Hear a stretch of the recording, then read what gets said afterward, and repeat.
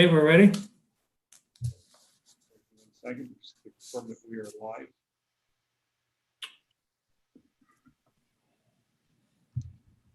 I'm not sure where you are, Ryan.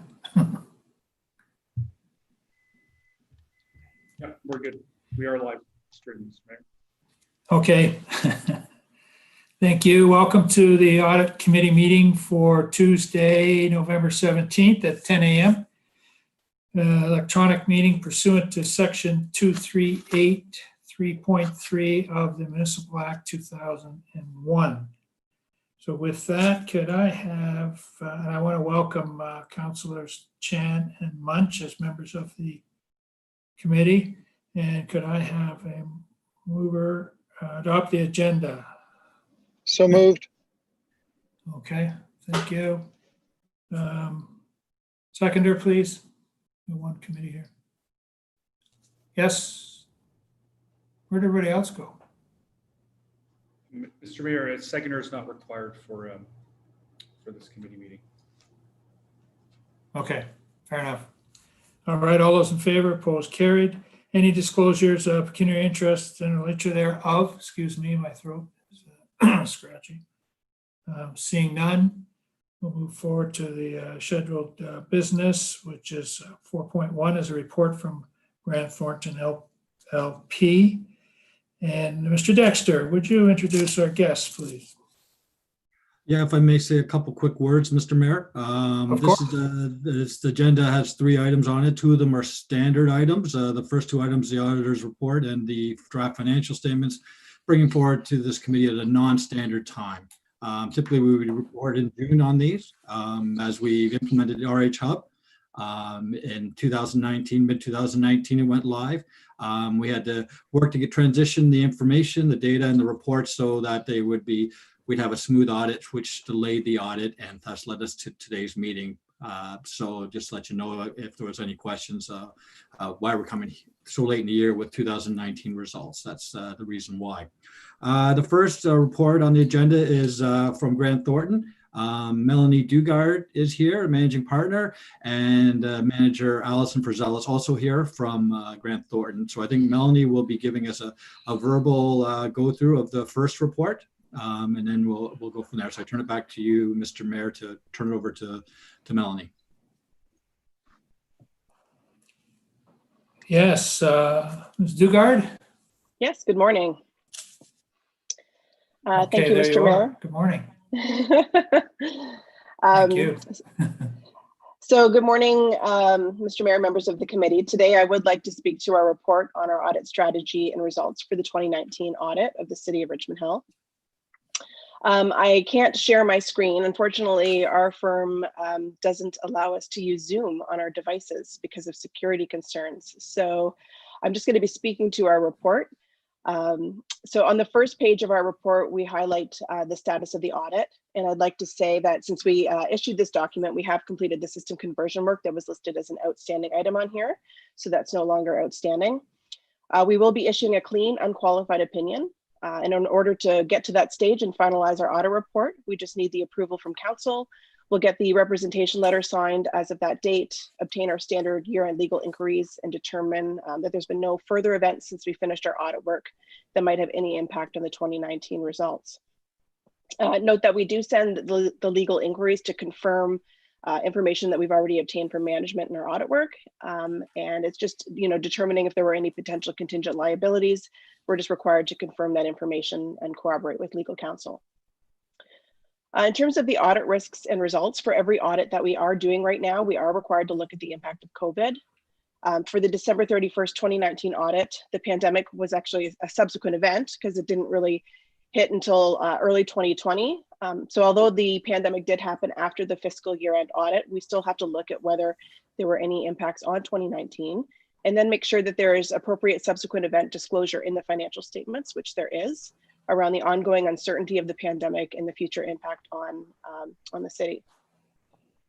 We also highlight our significant risks, which are unchanged from previous years.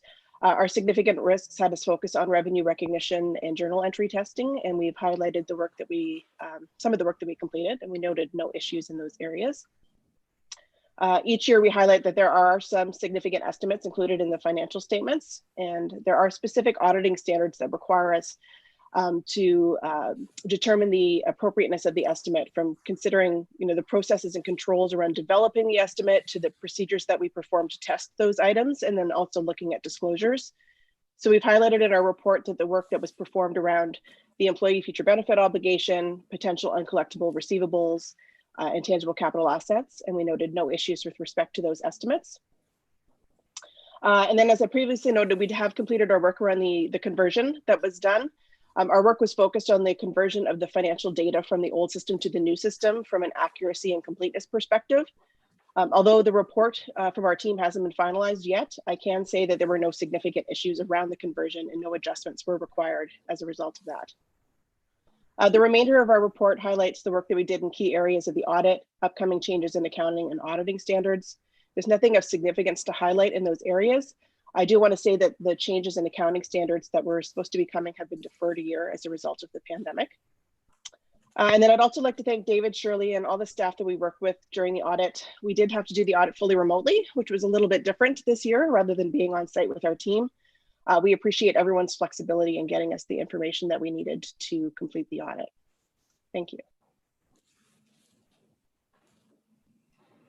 No, thank you. Is there any questions, gentlemen, ladies, on this matter? None for me. Okay. Councillor Chan, any questions? Anything? Not at this time. Thank you, Mayor. And but I think that I take the word from the auditor. It's probably a bit challenging here because you won't be able to be on site. So perhaps just for clarification, Mr. Mayor, so everything is obviously done virtually, that upon the disclosure and submission of documents that you as our external auditors requested. So everything was done that way. Just want to confirm through you, Mr. Chair. Yes, Yes. just to respond, everything was done remotely. So anytime we had a request, things had to be scanned, original documentation had to be scanned, and then we had secure file servers available for that information so that, to keep it as safe as possible. So yeah, it was a bit of a different, I guess it was more work because people had to take the time to find the document, then scan it, then send it. Okay, thank you. Now, perhaps it's just a clarification, not so much a question, but through you, Mr. Chair, actually on the very last page on the report, there's a mention about that proposed changes to a CAS 600 special considerations, audits of groups of financial statements. It does stay in the table, effective date has not yet been established. Is that particular standard applicable to organizations like the City of Richmond Hill? Through you, Mr. Chair. So yeah, the standard is around group audits. So the requirement, because we actually, it is a group audit in that we audit components of the city, but we are the group auditor as well as the component auditor. Because we audit the BIA and the library as well. So that's considered a group audit. So the standard is applicable from that perspective, although there is reference to the work of component auditors, and we are the component auditor. So it'd be a little bit different if someone else was auditing the BIA or the library. So as it does mention, it's in an exposure draft situation anyway. So it's just more there for information purposes about potential changes that could come to the requirements around auditing in a group environment. Thank you. Thank you for the clarification, because I thought for this particular audit, the City of Richmond is the only client. Okay, thank you. No further questions or clarification. Thank you, Mr. Mayor. And thank you for the response. Okay. Nope. Okay, if that's it, Councillor, we have that the report be received. Councillor Chan, thank you. All those in favor? The three of us favor. Good to go. Thank you. All right, the next item is the draft consolidation. And back to, this also includes the library and the library board, I should say. So with that, am I coming to you again, Mr. Dexter? To you, Mr. Mayor, I have no presentation for this. It's the end product of the audit to approve the draft audited financial statements. Okay.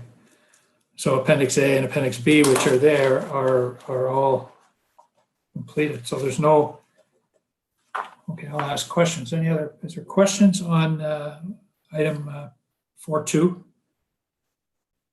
which is to be approved and published? Mayor and the treasurer be authorized to sign it, and the audited Richmond Hill Public Library Board financial statement be received for information purposes. So is there, if there's no questions or anything people are concerned with or want to ask about? If not, could I ask for a mover, please? So moved. Okay. Munch. Yep, got it. Thank you so much. Any other comments? If not, all those in favor of the A, B, and C? Okay, thank you. Carries. All right, our next item is the audit committee is amendments for procurement bylaw 11316, financial control. And once again, Mr. Dexter, can I come to you with this? So, there we go. Through Mr. Chair, this is a presentation by Anthony Iannucci, so I'll turn it over to him. Thank you. Thanks, David. Through you, Mr. Mayor. So we've, this is a presentation supporting some of the work that we did for the next item in improving the competitive procurement process, working with Karina Scott Fisher, the manager of procurement, myself and her team. Next slide, please.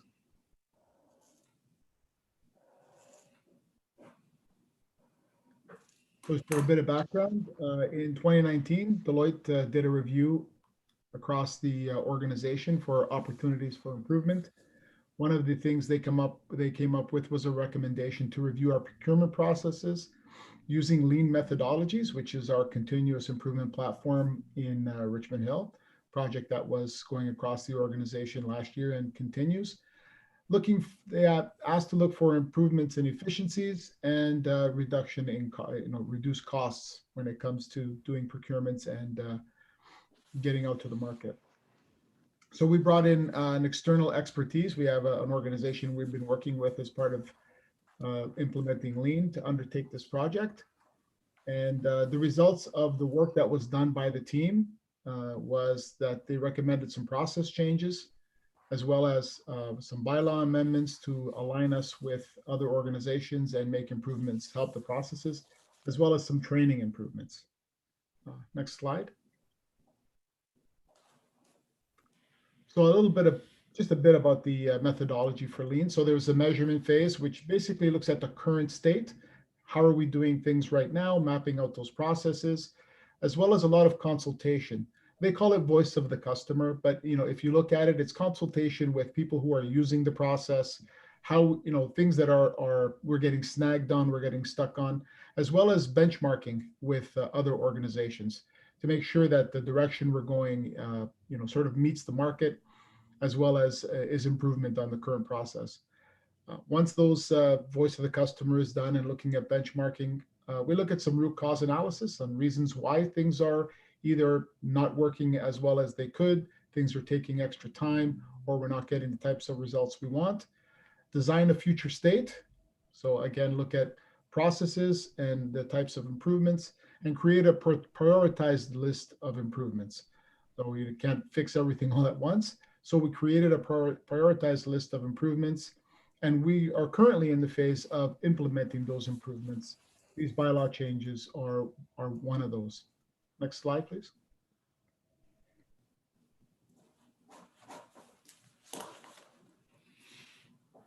So part of our implementation plan, we're in the middle of it right now. We've improved the planning process and communications. We've created some improved training guides because that was one of the things that came out of the voice of the customer, as well as improving data collection from vendors. We found that a lot of things that slowed down the process was some of the upfront work in collecting data. So we created templates to improve that and speed up the procurement process when it comes to some of that administration. For this phase in Q4, we're changing the business model and the way that our team works with the rest of the business and creating more of a service model, a business partner model from a procurement perspective. We're seeking approval for these bylaw changes, which is why we're here today.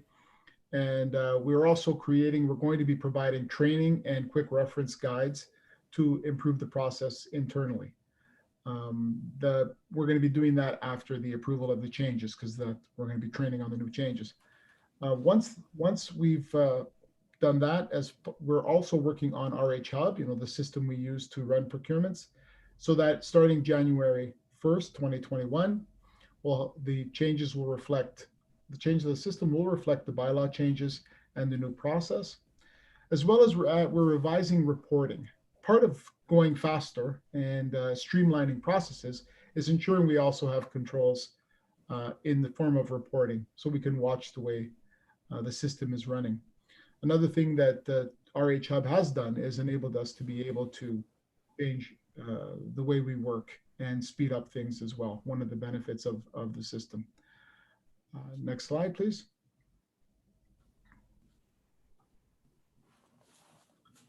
So this is all in the report. I'm not going to go through it in too much detail, but some of the things as far as our benchmarking with other organizations and places where we found that the processes get snagged and slow us down is increasing our low value acquisition threshold in line with business today.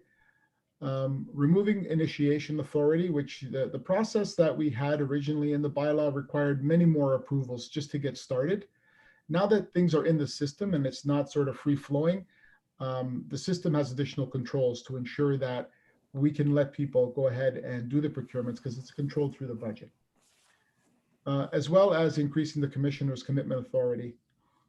We were running into situations where in some cases, the people who are closest to the work didn't have the authority to be able to make things happen.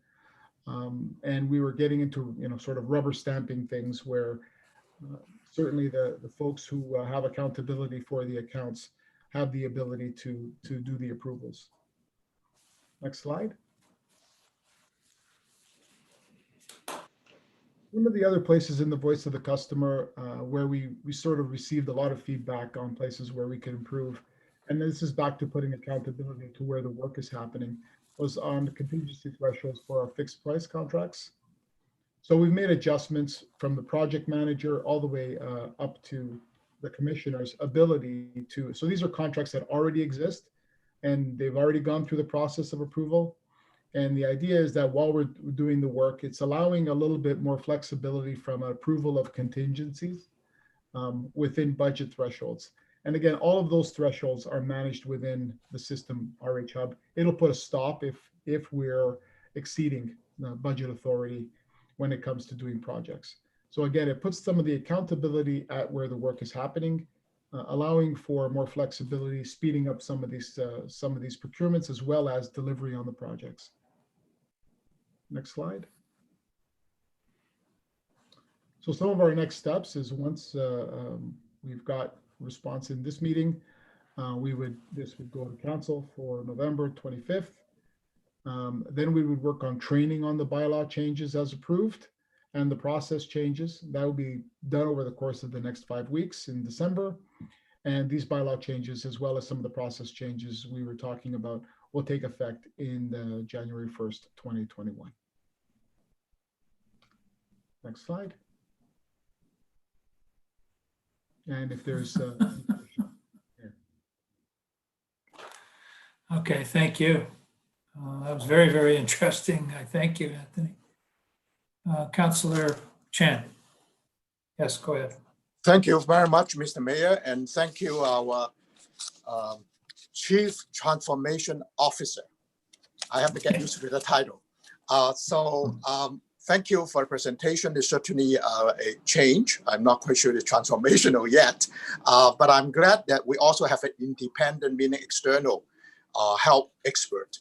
The report doesn't mention any person by name. Is that something can be shared through Mr. Mayor, like in terms of individual or expertise? That would be helpful. Through you, Mr. Chair. I'm sorry. So through you, Mr. Chair. I've lost your, Can't hear you, sorry. Can you hear me now? me? Yeah, there you go. Yes, thank A you. little bit. A little bit. So the expertise brought in to do the process review is Dwight Bryan, and he works for Leading Edge, which is our provider for the lean work that we've been doing in the organization. Additionally, some of the changes when it came to the bylaw and some of our templates are being reviewed with, I believe, and I think Karina can provide me with clarity. Sorry, Anthony, we're not hearing you. Yeah, the volume, yeah, it's very low. Yeah, thank you, Mr. Mayor. Yeah. Is it better now? Much Yes. better. Yeah, there seemed to be some static. I was hearing some static on my side as well. So we also saw, so the first part was Leading Edge, which is the organization that's helping us with our black belt projects from a lean perspective. And Dwight Bryan was the name of the gentleman who worked with us and continues to work with us for implementation. On the templates and other changes from the bylaw perspective, we used a specific, and I believe they're called their procurement council, and their specific legal counsel when it comes to procurement matters and ensuring that we're aligned when it comes to that. So from a legal perspective, as well as from a process perspective, we used external expertise. Thank you very much. And it's important that to know, the sources for that. So I appreciate that. And certainly procurement, City of Richmond is like any other public bodies that actually is quite a bit of our resources in terms of how it's being consumed or allocated. I'm just curious as to, through Mr. Chair, that actually one slide summarized very nicely on page 3 of the report. I'm just looking at now the suggestion is that for the commissioner level, they could actually authorize up to 30% of any kind of changes project change, whatever. I gather up to the max of $500,000. So for that particular criterion, they meaning the commissioner would have the same level authority of approval, the same as the city manager. Am I reading it correctly? Through you, Mr. Chair. So through you, Mr. Chair, the way I read that is they're up to 30%, where the city manager currently has any amount, up to budget, obviously. So it is below what the city manager approval is. The only place where the city manager and the commissioner, where we made an adjustment for that, was only in places where it's $100,000 for certain types of contracts, where it's the same because it's within the commissioner's department. So for the contingent authority, right, it's up to 30% of 500,000 for contracts over 500,000. The city manager, as before, as no change, is any amount. So the city manager still has additional approval authority. Thank you. I guess where I'm coming from is at the end of the day, I understand the premise is to drive efficiency. So if there's not really, I think I see the term somewhere called rubber stamp. I don't think anybody should be put in rubber stamp situation. However, whoever has the authority to approve should be held accountable. So I understand where it's coming from, improve efficiency and so on. I'd like to hear through you, Mr. Chair, is where the accountability comes. Is that going to be in the commissioner or directors? a performance a standard as an indicator? How is it going to measure in terms of accountability? That's where I'm coming from. Through you, Mr. Chair. So again, through you, Mr. Chair, when we talk about accountability, it's similar to the way it's managed today. I mean, although we've adjusted thresholds, people are accountable for delivering on the work they're doing through reporting at a leadership level, ensuring that we are within targets when it comes to managing budgets, as we had with our external auditors. Accountability for financials, hasn't really changed overall. We've just put some flexibility in where the work is happening, ensuring that the decisions where it's required for an expedient decision, people have some flexibility and some tools to be able to make remedy and keep work going. Obviously, if it's something that is going to, this again is all within budget, because the system itself will stop any authority above budget. So this is really tuning the system that we're using now, tuning our H-Hub to manage budgets and help manage work, but just giving some more flexibility when it comes to those people who are boots on the ground and delivering, except where, again, it's within the bylaw when it comes to authority, as well as the audit that happens from our financial perspective. Okay, thank you. I guess my last comment, Mr. Mayor, is that I certainly understand all the need for flexibility and the need to drive for efficiency, as well as having the accountability measure in place. That's where I'm coming from, because it's a kind of things that, yes, you improve, but also don't lose sight these public dollars we're talking about. And as a member of the audit committee, I feel duty bound to really seek clarification for that. Mr. Mayor, I'm happy to move for the amendment to procurement bylaw and financial control bylaw for the purposes of improving efficiency, as the CTO is indicating, improving and driving efficiency and be flexible at the same time, holding accountability as always, then I'm happy for that. Just one final comment in my moving the motion or recommendation for that we receive and the bylaw be enacted effective January 1st next year. What sort of, does this measure change management the contract also apply to co and non-co evergreen contracts? Through you, Mr. Chair.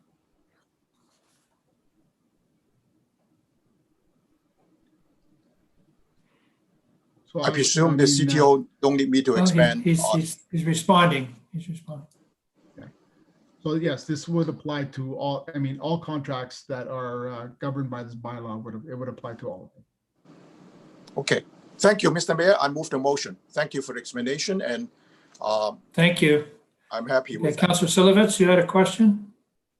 Thank you, Mr. Chair. Just one, very similar to Councillor Chan's concerns. Thank you, Anthony, for that presentation and for staff's work. Just if part of our process of having a superior approve a procurement has now been lowered, so to speak, what kind of processes do we have in place for oversight? So, for instance, as Councillor Chan said, this is public money. We have to always make sure that there's an equal playing field, and no one is given any kind of better judgment, so to speak.